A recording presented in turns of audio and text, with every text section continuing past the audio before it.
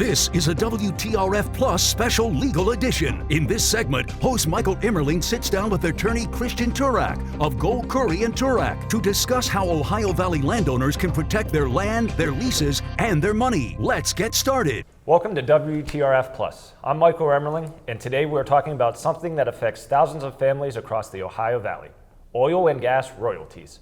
If you or someone you know has ever signed a lease or received monthly royalty checks, you're going to want to pay close attention.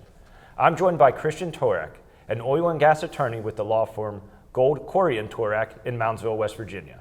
Christian has represented hundreds of landowners in royalty and lease disputes across the region. Christian, great to have you. Great to be back. When someone signs an oil and gas lease, what exactly are they getting themselves into? Well, they're getting themselves into a lot. Okay. So when you're signing an oil and gas lease, you're tying your wagons to an oil and gas company at that point. Okay. They're the company that's conceivably going to produce your oil and gas minerals, and they're the people that are going to pay you under the terms of that lease. So the company you sign that lease with, you often don't have a choice, but that's the company that you're going to be dealing with, not just in the near future, well into the future, 20, 30, 40 years, for as long as the production goes on. So it's very important. So just because they are paying you these royalty checks, that doesn't mean you are getting exactly what you are owed. Is that correct? Yeah, so that's why when you sit down to sign your lease, it's important to negotiate the terms of those leases. Okay. So, and that's just, monetary terms are big, right? That's why we're doing it, to get money.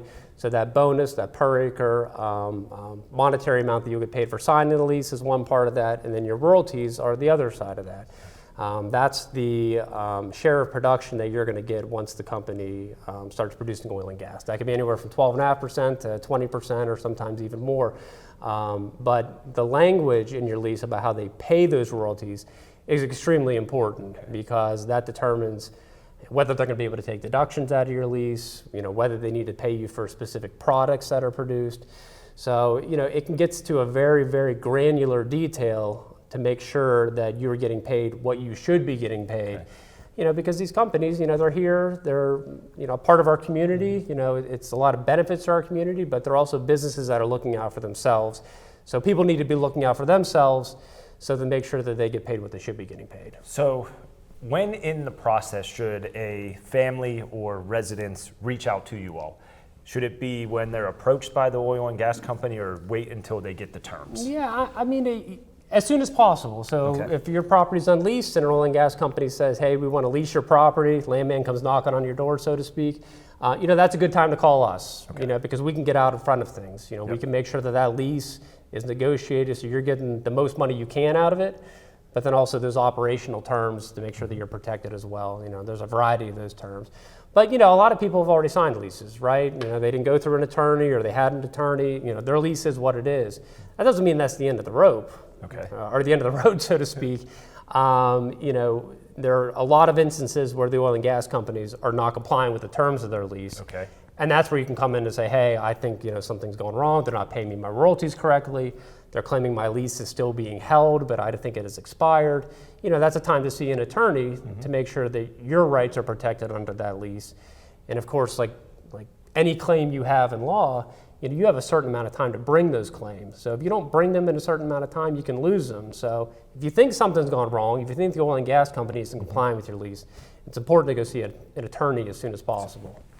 So we touched on it briefly. What are some of the problems or issues that these landowners may have? Well, a lot of them is royalty issues now, because we're seeing a lot of the Ohio Valley is now under production, so to speak. The oil and gas companies drilled wells, gas is being produced, oil is being produced, and they're sending out those royalty checks to a lot of different people in our community. And the problems that we continually see are the oil and gas companies not paying the proper royalties. Okay.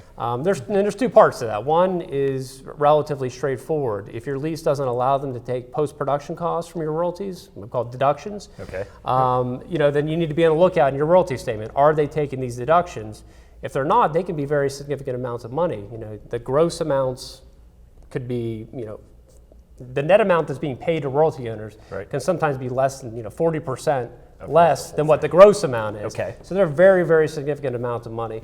And then the second thing is much more difficult to wrap your head around. You're not going to be able to look at your royalty statement and understand this right off the bat. But these companies, what they do is they take that raw gas out of the ground, send it to a processing facility where it's then processed into what we call natural gas liquids or NGLs. Those are very, very, very valuable products that the company then sells at a great profit. Yes. Now, these companies will sometimes try to pay you royalties based upon the unprocessed price of that gas, and you'll never know by looking at your royalty statements. And so a lot of these leases, the way our laws develop, they have to pay on those natural gas liquids, but they're not, and you're not going to know. So it's important, if you have any questions, even though you think that something might not be wrong, it's not a bad idea to see an attorney just to take a look and see what's happening. You touched on it just a second ago, but what is an example of how much someone might be losing? I mean, if it's deductions, you're talking about you're losing 40% of your royalty statement or your royalty payments. And, I have clients that are receiving, $100,000 a month in royalties. There's a lot of money here. So that's $40,000 a month conceivably. A lot of these wells have been in production, since 2014, 15, 16. So you could imagine somebody who's had, even $5,000 a month in deductions taken, how that could add up over, 8, 9, 10 years. It's a lot of money. So if someone signed a lease a decade ago when it first all started, what should they do? Is there still anything that they could do? Yeah, absolutely. I think it's just, are they paying you what you should be getting paid? And again, I think looking at your royalty statements, are there deductions? I think that's a pretty straightforward process. I don't speak Greek, but to learn how to read these royalty statements, sometimes you feel like you are learning how to read Greek. But some landowners bring it in and say, hey, I'm taking deductions, and I can look and say, yeah, you're right. Other people are kind of misreading them. But if you have any questions about whether they're taking deductions, you see an attorney, because and a good one. And I don't mean good one meaning there's good and bad attorneys. What I really mean is somebody who's well versed in these issues. I've been doing this for over 10 years. I'm not the only one. There's other ones out there. But go take it to an attorney who can read these and make sure that you're getting paid what you should be getting paid. And that can read your lease as well, because we get a lot of calls from people saying they can't take deductions out of my lease. And I can look at the royalty statement and say, well, they are, but your lease allows them to do it, and I can't go back in time and rewrite your lease. Personal question from me here. Does it vary on state by state case, or is it all relatively the same? It does. It varies greatly by state. West Virginia, we have a great Supreme Court on these issues right now. So they have given it, I don't want to say they've given us very favorable rulings, but they've come out with some rulings that are very friendly to landowners. Okay. They've made it very clear about what needs to be in an oil and gas lease in order for these companies to take deductions, what products they need to pay for, again, those natural gas liquids. And it's a high standard for the oil and gas companies in order to do what they want to do, which is take these deductions and things. Ohio, it's a little bit different there. The Ohio Supreme Court has really said, you need to look at your specific lease. We're not going to give you any kind of bright line standards about what has to be in a lease for the companies to take deductions. So they give a much more free hand for the oil and gas companies in Ohio to take these deductions. And Pennsylvania is similar to that. So we're, as far as landowners and royalty owners are concerned, it's good to be in West Virginia for sure. And I lied. I have one follow-up question to that. So if I were to buy a house in a property of someone that already owns the lease and they have passed, is there a way you could gain the lease, or is that something they'll own forever? Yeah, so that's going to be a product of negotiation between, the buyer, and then whoever the seller is. Everybody knows about mineral rights now. And in your scenario, that this seller has a lease, so of course they know what they have. But that's a product of negotiation between the two parties. Are those oil and gas rights going to transfer, or are they not? Or some people say, hey, I'll reserve half of those gas rights, you get the other half. But that's a product of negotiation. Now, if you do get those oil and gas rights as the buyer, they don't reserve them in the deed, then you step into their shoes under that lease. Okay. You don't have the right to sign a new lease, you just step into their shoes.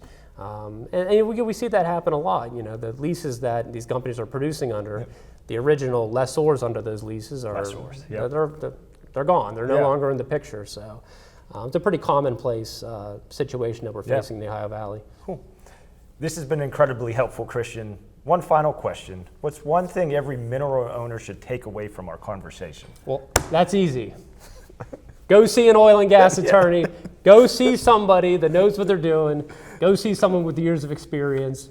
Go see Christian Turek at Gold, Curry and Turek. If you have any questions about your royalties or want to have your lease reviewed, you can reach Christian and his firm at gkt.com or by calling 304-845-9750. Thanks for joining us today on WTRF Plus. If you found this helpful, let us know.